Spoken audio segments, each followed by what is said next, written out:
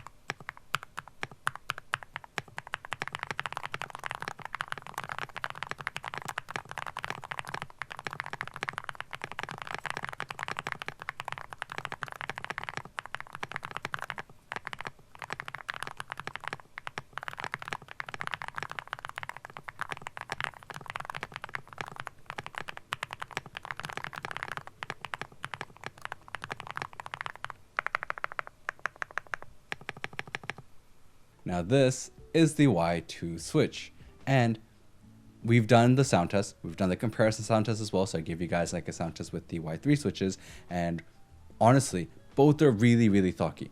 Very, very deep sounding. It's actually quite impressive what they did. Now, in terms of like how the lighting is going to be, it's going to be interesting because of the color of the switch. I'm not sure like how bad it's going to affect the lighting. So we're really going to have to check that out. I'll be comparing both switches for the lighting and such, so that way you guys can get an idea for both switches, and really it helps you guys to build the board that you want with the deep, deep sound. So let's go right into that and see what it's like.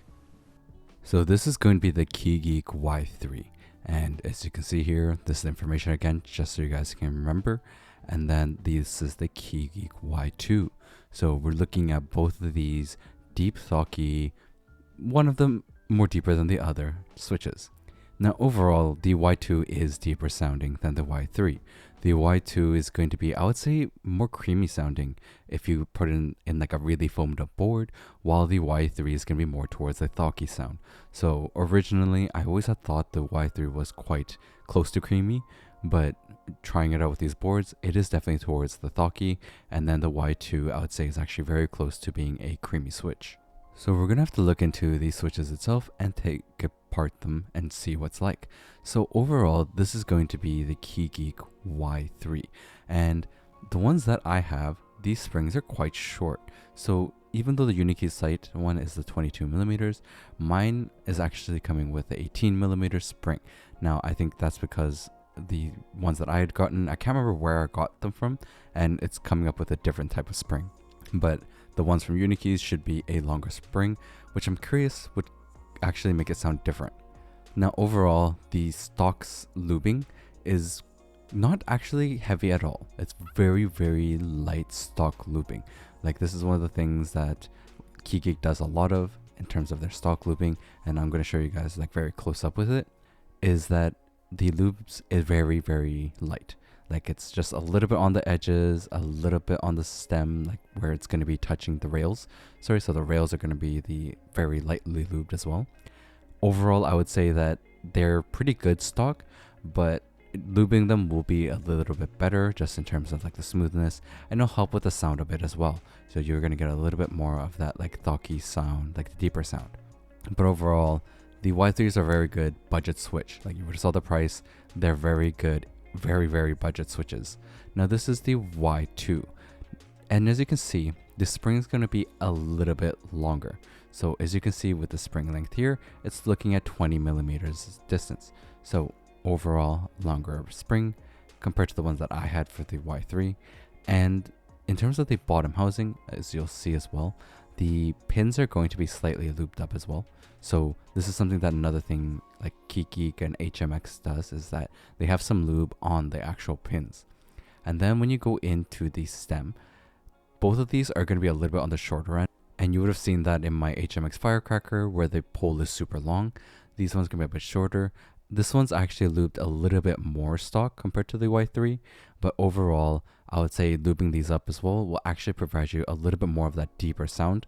And it'll also provide a little bit like a smoother feel in terms of these switches. You don't have to lube them, but lubing them does benefit slightly. Overall, I think both switches are very well done. Though we're gonna have to see that backlighting, because there's gonna be people out there that really enjoy their RGB, and I don't know if the Y2 is gonna be any good for that.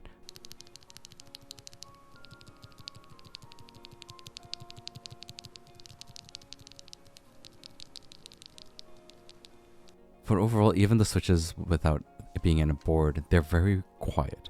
And overall, this board in general with the Y2 switches, so I'm focusing on the Y2 because I've done videos with the Y3 before, is actually very quiet.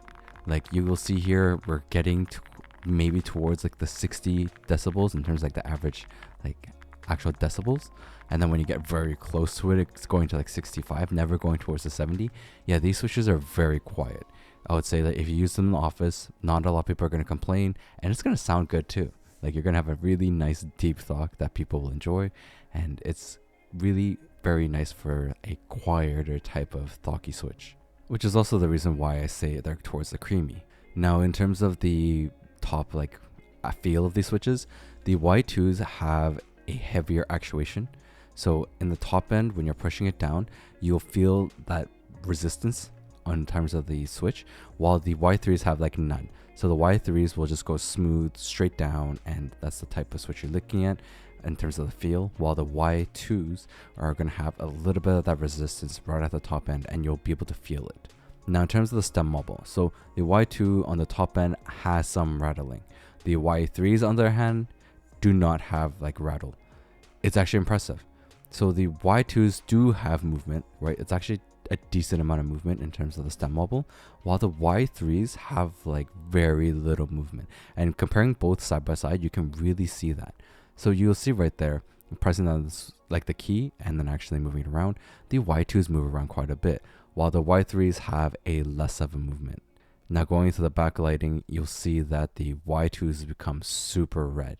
Now it's so red that it overpowers the Y3, but you'll also notice the Y3, which by the way is like two of the switches are actually changed out to Y2s right beside, Y3s right beside the Y2s, and the lighting is very dim. So overall the Y3s are going to be very dim and not really good for backlighting. You're going to get very little light coming through, while the Y2s aren't good for backlighting because it's going to be very red and it's going to affect the actual accuracy of the color that you're looking for, which not everyone's going to like. Now this is the spreadsheet that I've been working on. So I'm working on this one to give you guys a better idea, either as a graph or something to see where switches are in a spectrum, from clacky to Thocky, and give you guys an idea of what you can grab in terms of what you're looking for. Overall, the Y2s, yes, they came out deeper than the Y3s, even quieter. You'll really see that. The Y3s right there are going to be Thocky, but louder, a little bit higher pitched. The Y2s at 180 Hertz, deeper sounding, and quieter deep Thock. Another good choice would be actually the Blue Cheese V2, which is close to the Y3 in terms of like the Thockiness. Overall, these are both great switches that are quite budget and affordable. I would say if you want the super deep sound or like close to creamy sound in a foamy board, get the Y2. If you're looking for a Thock but louder, go for the Y3, especially if you're trying to save some money. Both won't be good for RGB, but you can get both of them at Unikeys. I'll have a discount code, Mikey, and the links in the description. Now, I hope this video helped you guys to see and compare the two switches. They're both amazing switches, honestly, both. I'll have the links in the description so you guys can check out both of them from Unikeys. You can also use my discount code, Mikey, and be able to get a discount on your order. And of course, go check out the other videos I got. Come join our Discord, where it's a very friendly community. And of course, check out my other channel as well. And I hope to catch you guys next time.